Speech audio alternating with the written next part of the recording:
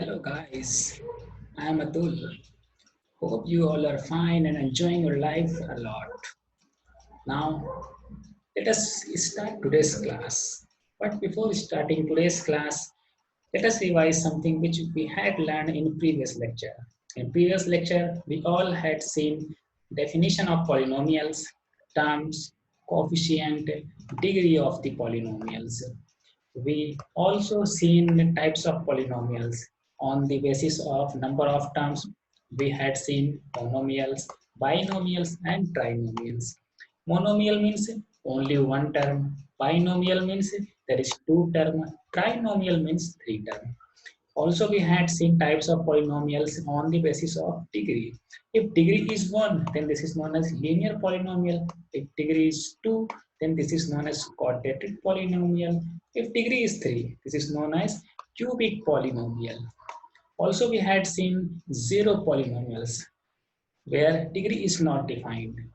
Why degree is not defined, how to get into detail all, you have to go and watch previous video lecture. Now, I am moving today's class. What are the topics which I'll cover today? The first thing is that I'll cover divisor, quotient, and remainder, which you had already seen previous lectures और previous classes. आपने जैसे previous class में भी सीखे होंगे divisor, quotient और remainder के बारे में, उनके बारे में थोड़ा हम basic देखेंगे. Then after that we move to factors and what is the real meaning of factor. उसकी फैक्टर की रियल मीनिंग क्या है ये भी हम समझने की कोशिश करेंगे. फिर उसके बाद we will move towards factor theorem. हम देखेंगे कि फैक्टर थ्योरम क्या होती है उसके बारे में समझने की कोशिश करेंगे. Also will see what are the zeros of polynomials. Polynomials में zeros क्या होते हैं उनके बारे में देखेंगे. फिर इससे रिलेटेड कुछ क्वेश्चंस भी देखेंगे जो आज की क्लास का सब्जेक्ट है, विषय है. चलिए आज की मेन क्लास की ओर मूव करते हैं. Now the main topic of our class is factorization. What is factorization?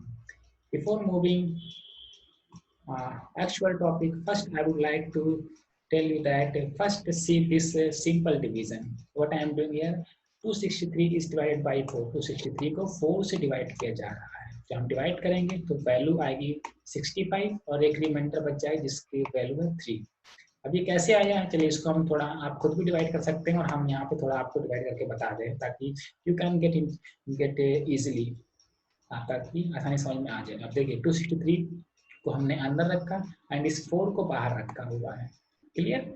अब फिर उसके बाद में हमने ऐसे डिवाइड किया 4 6 24, then we subtract this 24 from 26, we get 2. Now we write down here 3, we get 23. Now 4 5 are 20, we write here 20, then we subtract this, we get 3. Now similarly the same phenomena will use here where we will divide a polynomial with another polynomial. Now first polynomial is 3x square plus x minus 1. ये एक polynomial है. अब इसको हम divide करेंगे एक दूसरे polynomial x plus 1 की हेल्प लेकर के. अब कैसे डिवाइड करेंगे, एग्जैक्ट वैल्यू कितनी आएगी वो भी हम देखेंगे और इसमें रिमाइंडर कितना आएगा हम वो भी देखेंगे. चलिए डिवाइड करते हैं. I had written here 3x square plus x minus 1. That means ये वाला टर्म हमने यहाँ अंदर लिखा हुआ है जैसा कि हमने इसमें करते हैं. ये देखिए कांस्टेंट में ये वाला टर्म हम अंदर ही लिखते हैं. तो वही सेम चीज हमने किया हुआ पॉलिनोमियल के केस में. ये वाला पॉलिनोमियल जो पहले लिखा होता है उसको हमने अंदर लिखा हुआ है और ये जो पॉलिनोमियल बाद में लिखा होता है इसको हमने यहाँ बाहर रखा है डिवाइड करने के लिए. चलिए डिवाइड करते हैं. Now here is x plus 1. अब इस 3x स्क्वायर में हम कितने से मल्टीप्लाई करें कि अब इस x plus 1 में हम कितने से मल्टीप्लाई करें कि हमें यहाँ 3x स्क्वायर आ जाए. तो सिंपल सी बात है, ये हमें 3x से मल्टीप्लाई करना पड़ेगा. तो चलिए मल्टीप्लाई करते हैं 3x स्क्वायर और 1 into 3x करेंगे then we get 3x. Now I had written here 3x square plus 3x. Now after writing this what we do, we subtract this. Similarly यहाँ पे भी हम subtract करेंगे minus 3x square plus 3x square, we'll get this 0 here, and when we subtract minus 3x plus x we get minus of 2x.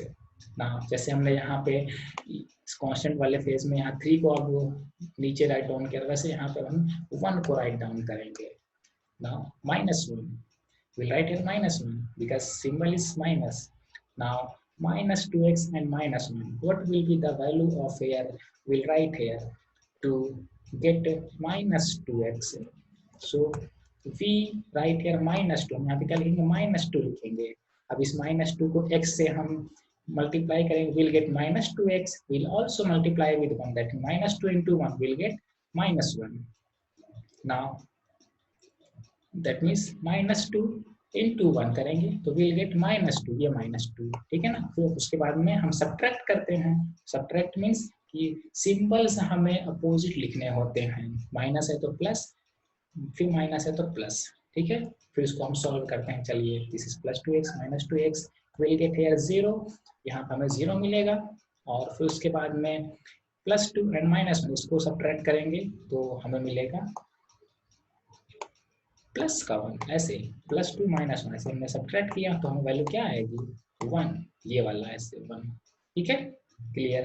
अब इसको मैं थोड़ा erase कर देता हूँ ताकि आपको थोड़ा कंफ्यूजन ना हो। Now I am erasing this. Okay okay, actually these are basic things which I am trying to here clear you this topic. If you know how to divide a polynomial with another polynomial, then it is very good. अगर आपको पता है कि एक polynomial दूसरे polynomial कैसे divide करते हैं तो ये बहुत अच्छी बात है। ये उनके लिए था जिनको polynomial डिवाइड करने में प्रॉब्लम होती है। चलिए अब थोड़ा कंपैरिजन करते हैं। Now 65 here, the 65 is written in brown here. Now what is 65? 65 is quotient here. Now here similarly 3x minus 2, this is also a quotient here.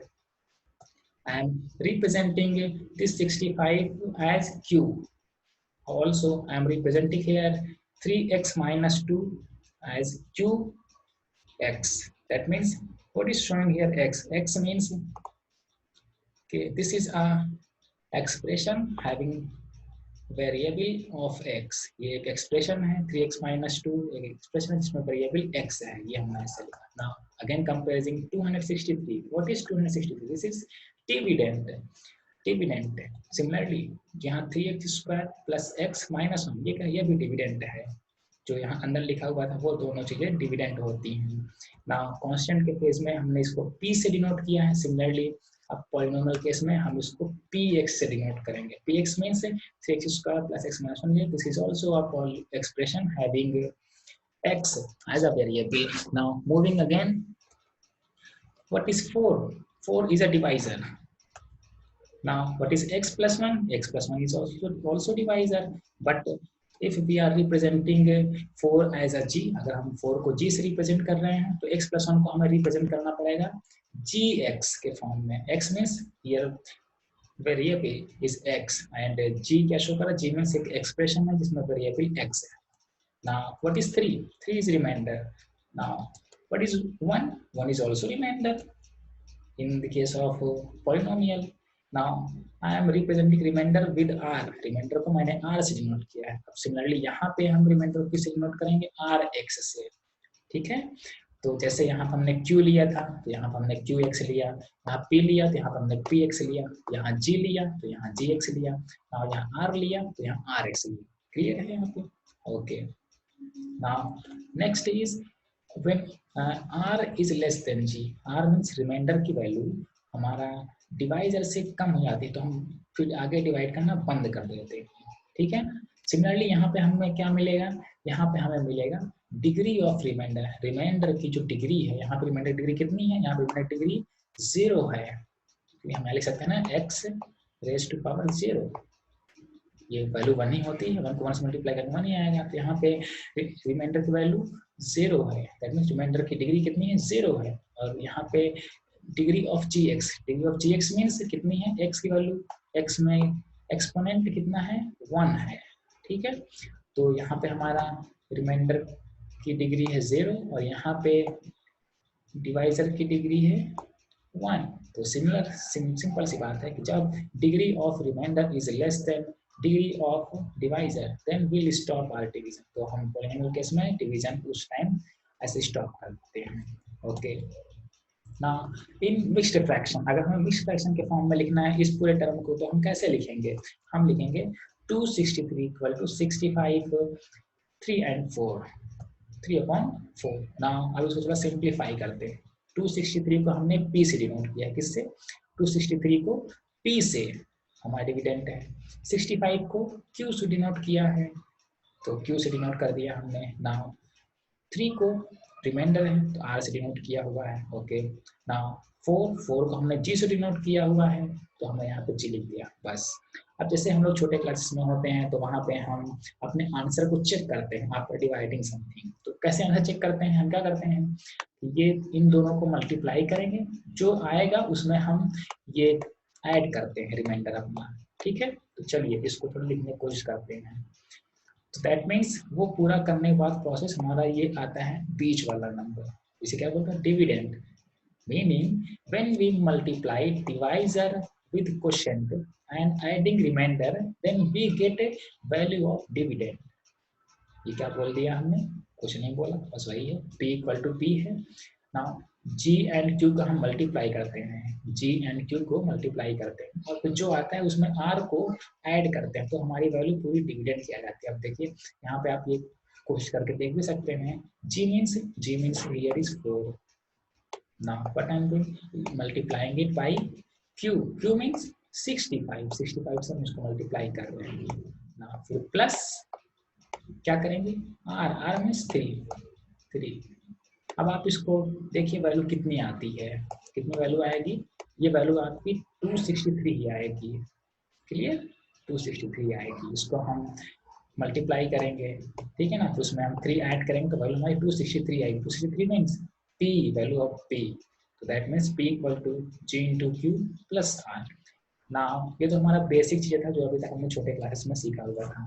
अब इसको हम थोड़ा कोरिलेट करते हैं, अपने पॉलिनोमियल से कोरिलेट करने की कोशिश करते हैं। चलिए p मीन्स px, हम इसको डिनोट करेंगे, जैसे पॉलिनोमियल में हमने px लिखा था तो px लिखेंगे इक्वल टू g को gx लिखेंगे पॉलिनोमियल के केस में, एंड q को qx लिखेंगे पॉलिनोमियल के केस में, और सिमिलरली r जो कि रिमाइंडर है इसको हम rx के फॉर्म में डिनोट करेंगे।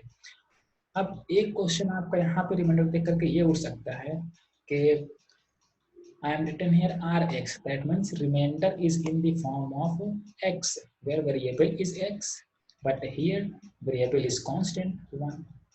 तो जो बिल्कुल सही आपका क्वेश्चन है कि हमने यहाँ पे रिमाइंडर तो देखने में 1 लग रहा है, कांस्टेंट है, लेकिन हमने यहाँ पे इसको एक एक्सप्रेशन लिया जिसमें शो कर रहा है वेरिएबल x है।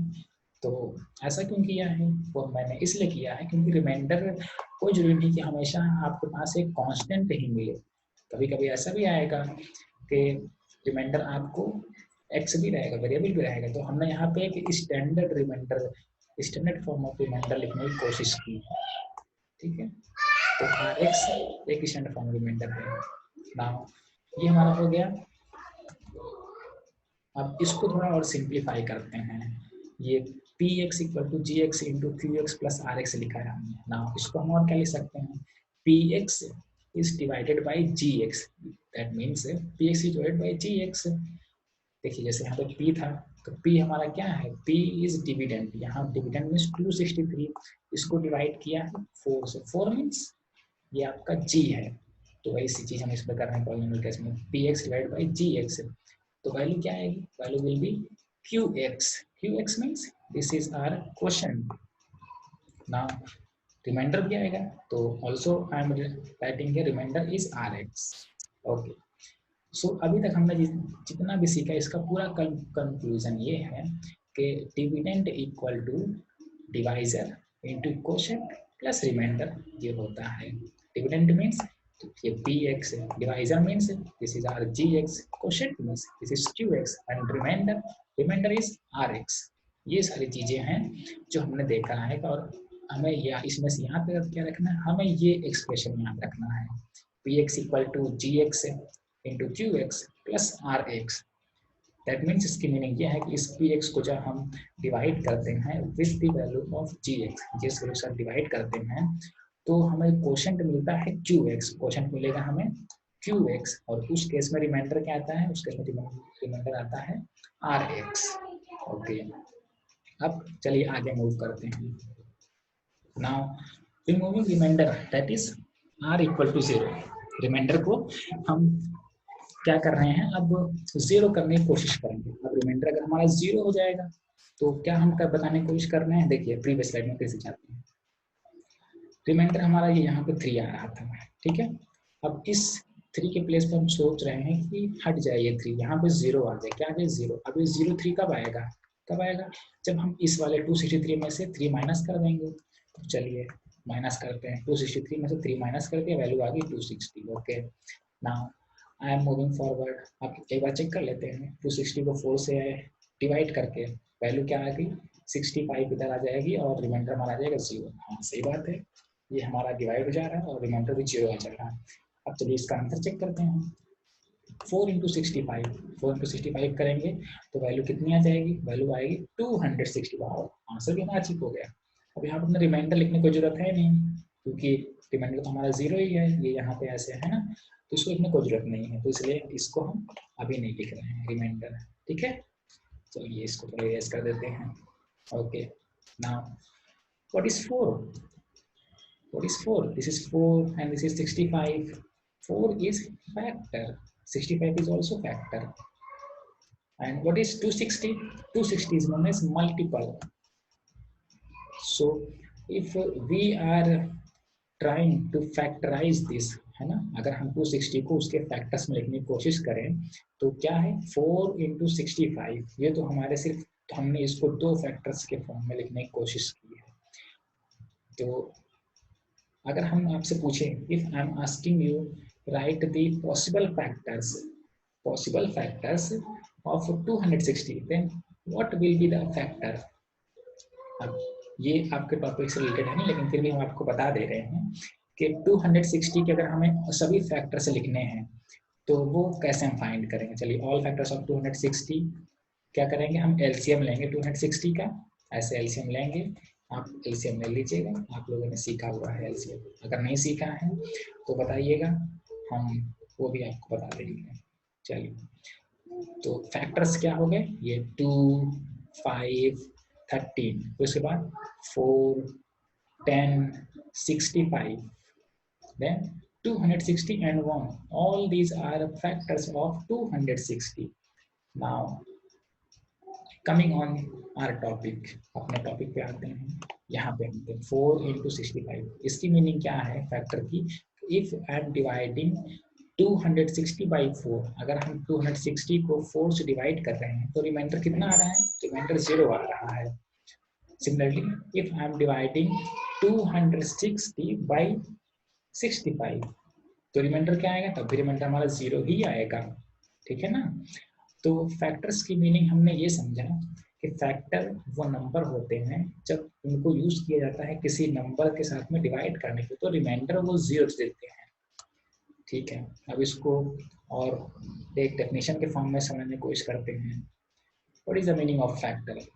फैक्टर मीन्स अ टर्म और नंबर और expression when divides a multiple और अनदर नंबर और एक्सप्रेशन। दैट मीन्स जब एक एक्सप्रेशन को दूसरे एक्सप्रेशन के साथ में डिवाइड किया जाता है और रिमाइंडर बिकम 0, रिमाइंडर 0 मिलता है, then that term is known as factor of the another term. तो वो कहा जाता है कि फैक्टर होता है दूसरे टर्म का, ठीक है ना। या फिर जब एक एक्सप्रेशन का यूज दूसरे एक्सप्रेशन को डिवाइड करने में किया जाता है और रिमाइंडर हमें 0 मिलता है, ये रिमाइंडर हमें 0 मिलता है, तो हम कहते हैं कि फर्स्ट एक्सप्रेशन दूसरे एक्सप्रेशन का फैक्टर है।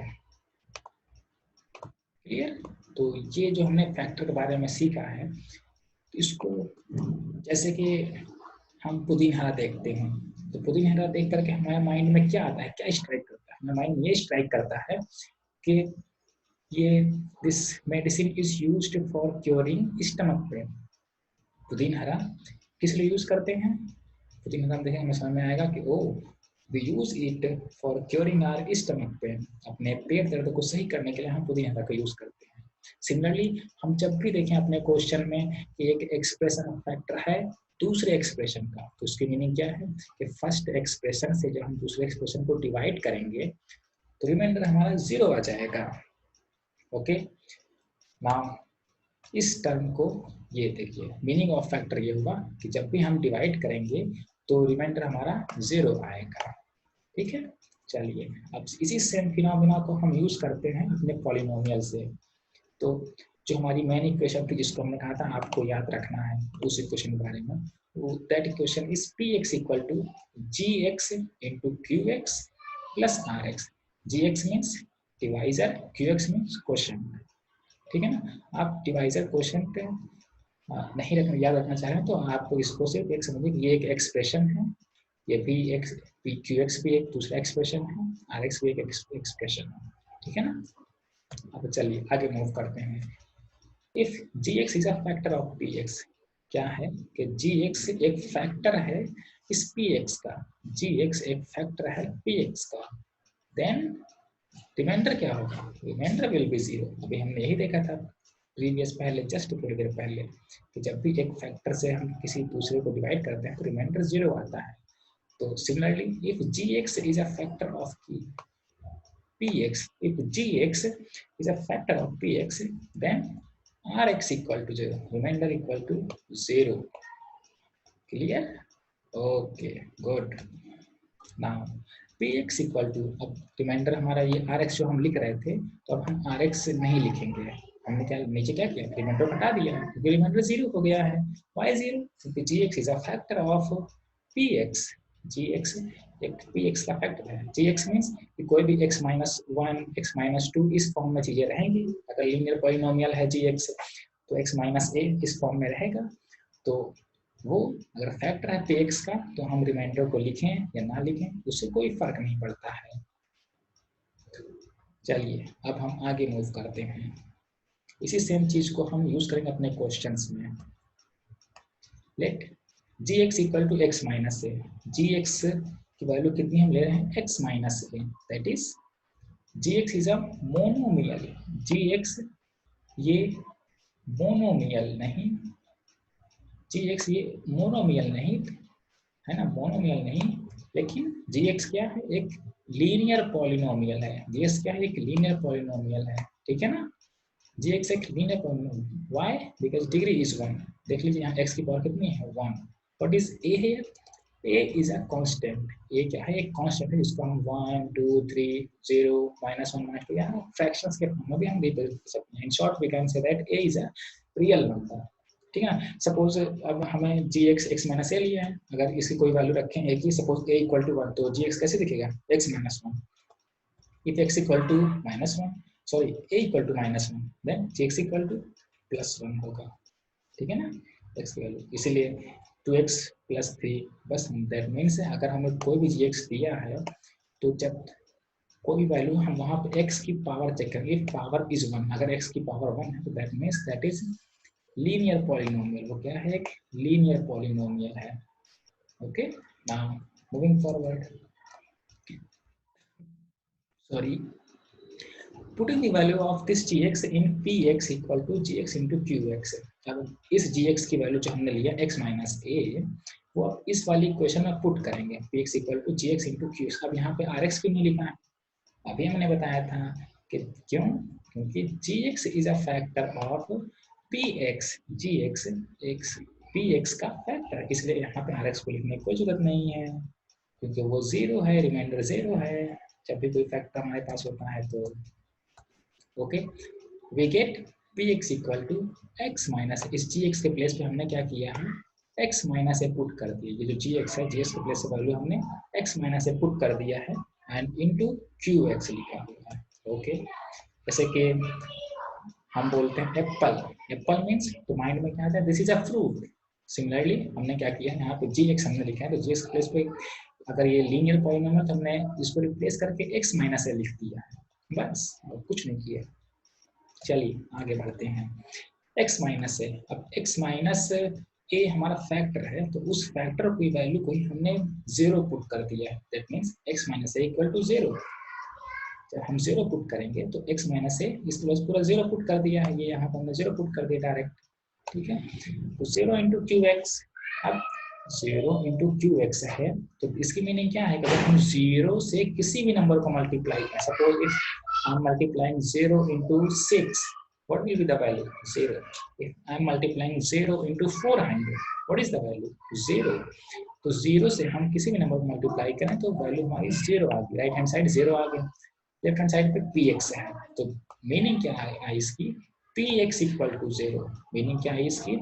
px equal to 0।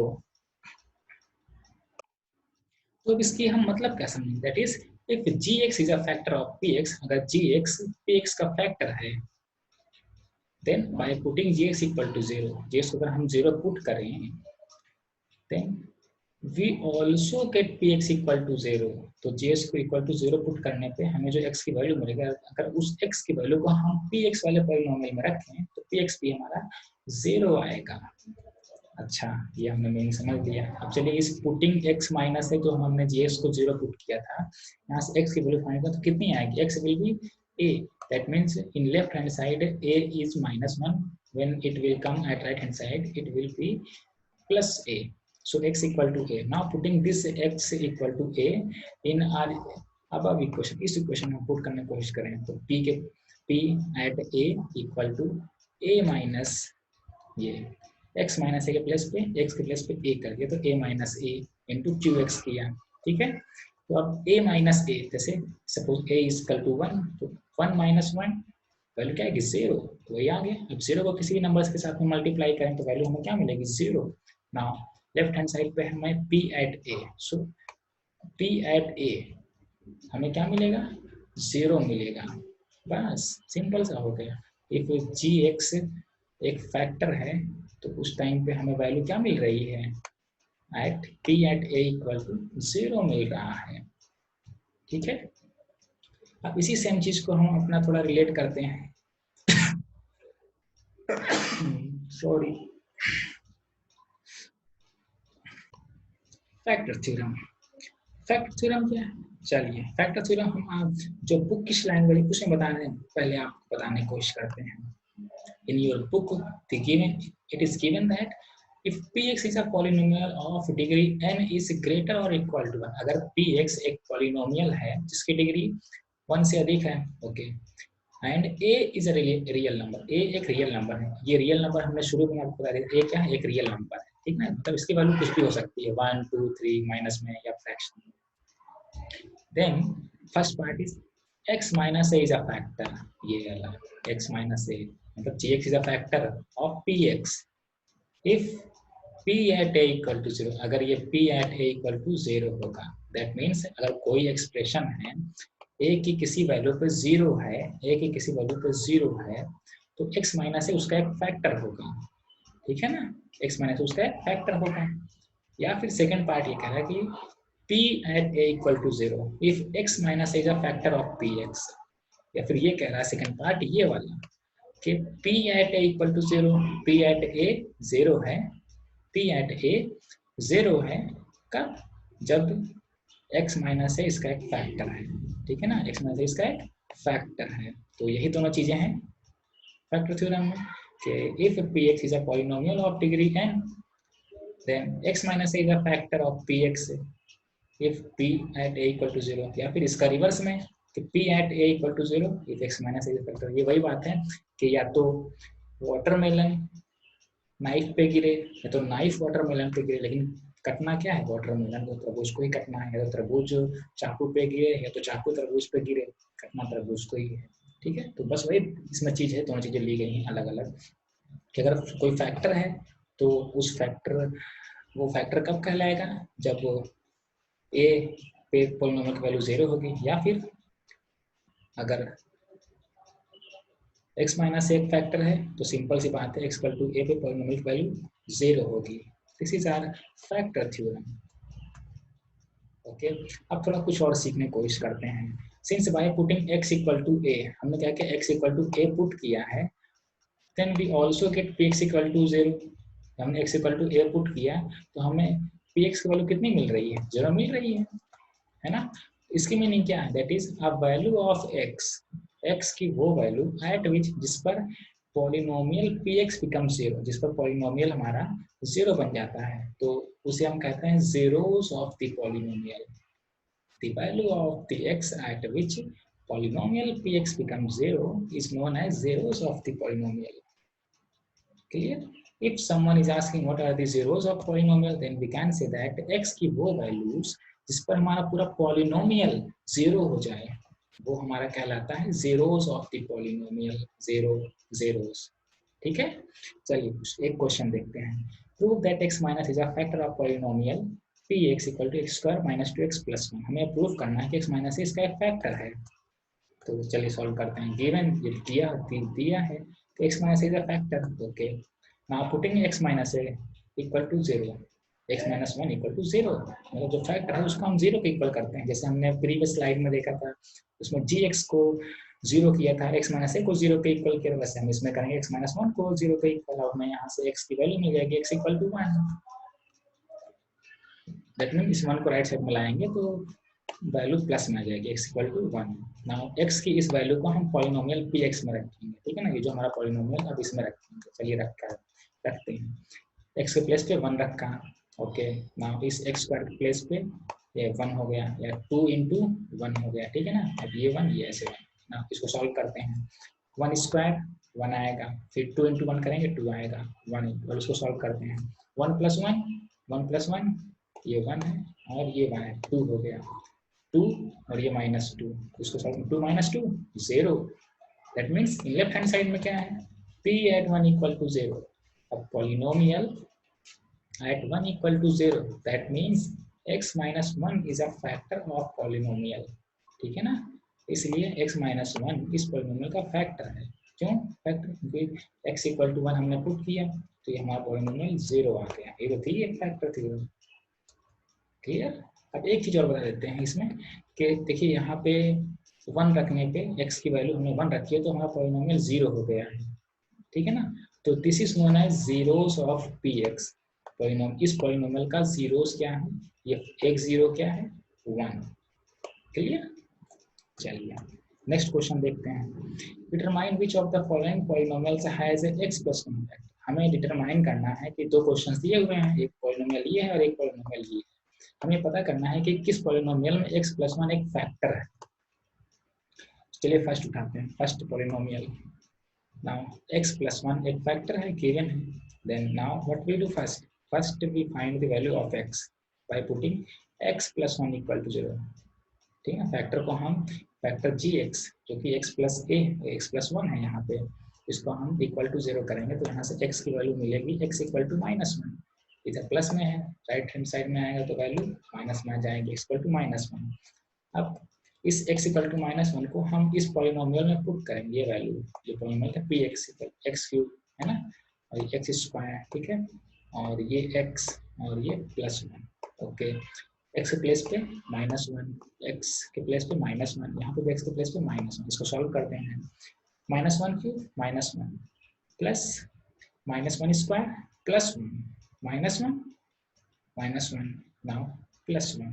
We get here. Now what I am doing, -1 -2 and +1 we get +2. Now solve this -2 +2 0. क्या वैल्यू आएगी 0. तो p at -1 equal to 0. That means meaning क्या निकलेगी, जब हम x की वैल्यू -1 रख रहे हैं तो उस केस में पॉलिनोमियल हमारा 0 हो जा रहा है. मीनिंग क्या है, मीनिंग ये है कि x + 1 एक फैक्टर है इस पॉलिनोमियल का, पॉलिनोमियल px का. क्लियर? प्रूफ होगा. Hence x + 1 is a factor of px. चलिए सेकंड पार्ट में देखते हैं. सेकंड पार्ट में भी x इक्वल टू -1 हम पुट करेंगे क्योंकि फैक्टर हमें एक ही चेक करना है. तो इसमें चलिए x इक्वल टू -1 पुट करते हैं. यहाँ पे x के प्लेस पे -1 रख दिया है. Same phenomena will do here. तो ऐसे सारे फिनोमिना हम ऐसे करेंगे. ठीक है ना. अब -1 को हम 4 बार मल्टीप्लाई करेंगे प्लस में आएगा. -1 को 3 टाइम मल्टीप्लाई करेंगे तो -1 आएगा. -1 को 2 टाइम्स मल्टीप्लाई करेंगे +1 आएगा. -1 तो -1 +1. ठीक है. Now 1 -1 this is -1. now 1. now here is +1 +1 कितना आ गया 3 +3 and this is -1 and -1 this is -2. now solve this. 3 - 2 कितनी, ऐसे आप सॉल्व करिए. 3 और ये 2 सॉल्व कीजिए, कितनी वैल्यू आएगी 1. सब्ट्रैक्ट करने पे तो p at -1 यहाँ पे हमें कितना मिल रहा है 1, we are not getting 0 here, हमें यहाँ पे 0 नहीं मिल रहा है, तो x plus 1 यहाँ पे फैक्टर नहीं है इस पॉलिनोमियल px, मतलब ये जो पॉलिनोमियल दिया था सेकेंड पार्ट में x plus 1 इसका फैक्टर नहीं है, क्योंकि यहाँ पे हम x इक्वल टू -1 पुट कर रहे हैं तो वैल्यू हमें 0 नहीं मिल रही है। ओके, चलिए नेक्स्ट क्वेश्चन देखते हैं। In last question, find the value of k if x minus 1 is a factor of px equal to x square plus x plus k। हमें इस k की वैल्यू को फाइंड करना है कब? when x minus 1 is a factor, x minus 1 एक factor है इस पॉलिनोमियल का। अब x minus 1 इसका फैक्टर है तो दैट मीन्स कैसे शुरू करेंगे हम? चलिए, given that x minus 1 is a factor, तो हम कहेंगे x minus 1 को 0 को इक्वल कर दें direct. Now putting x minus 1 equal to 0, find out the value of x. x equal to 1, यहाँ माइनस में राइट हैंड साइड में आएगा तो प्लस में, x equal to +1। अब इस वैल्यू को हम इस पॉलिनोमियल में पुट करेंगे। चलिए पुट करते हैं। Putting x equal to 1 in px, what we get? We get यहाँ पे x के प्लेस पे 1, here is also x के प्लेस पे 1, here is also x के प्लेस पे 1, here is also, now k को हम ऐसे रखने देते हैं। Then सॉल्व करते हैं। 1 + 1 2 + k, चलिए 2 + k यहाँ तक आ गया है। अब ये गिवन है कि x - 1 एक फैक्टर है, फैक्टर है तो जब भी फैक्टर होता है अगर हम p एट 1 चेक करेंगे तो p की वैल्यू क्या आनी चाहिए? फैक्टर थ्योरम यही कहती है कि अगर कोई एक फैक्टर है x - 1 और हम उसमें x के प्लेस पे 1 पुट करें, x के प्लेस पे 1 पुट करें तो हमारा पॉलिनोमियल 0 बन जाएगा। ये तो कहता है हमारा फैक्टर थ्योरम। क्यों? क्योंकि x - 1 एक फैक्टर है इसलिए p एट 1 इक्वल टू 0, मतलब इसके प्लेस पे हमें वैल्यू पुट करनी है 0। तो चलिए 0 पुट करते हैं। 0 पुट कर दिया यहाँ पे, ये ऐसे है ना। इधर क्या है राइट हैंड साइड में 2 + k। Now what is the value of k? 2 को हम ले जाएंगे इधर लेफ्ट हैंड साइड में, ठीक है ना। तो इधर था प्लस में तो अपोजिट सिंबल हो जाता है, तो उस साइड ले जाते हैं तो हम, तो इधर था +2, इधर आएगा तो -2, तो k इक्वल टू -2, ठीक है ना। उम्मीद है आप लोगों ने इसको अच्छे समझा होगा, ठीक है ना। तो ऐसे ही जब भी हमें कोई भी फैक्टर थ्योरम दी रहेगी उन फैक्टर थ्योरम को हम यूज करके अपने सभी क्वेश्चंस को सॉल्व कर सकते हैं। कैसे सॉल्व करेंगे? जब भी कोई फैक्टर होगा उस फैक्टर को डायरेक्टली हम 0 को इक्वल टू कर देंगे, इक्वेट कर देंगे और वहां से x की वैल्यू फाइंड करेंगे। फिर जो हमें x की वैल्यू मिलेगी उस x की वैल्यू को हम अपने पॉलिनोमियल में पुट करेंगे, x की वैल्यू को पॉलिनोमियल में पुट करेंगे और जो पॉलिनोमियल की वैल्यू आएगी वो वैल्यू 0 आनी चाहिए। इस तरीके से हम अपने फैक्टर थ्योरम का यूज करते हैं। तो hope you enjoyed this lecture a lot, and if any confusion you can contact me. Thank you.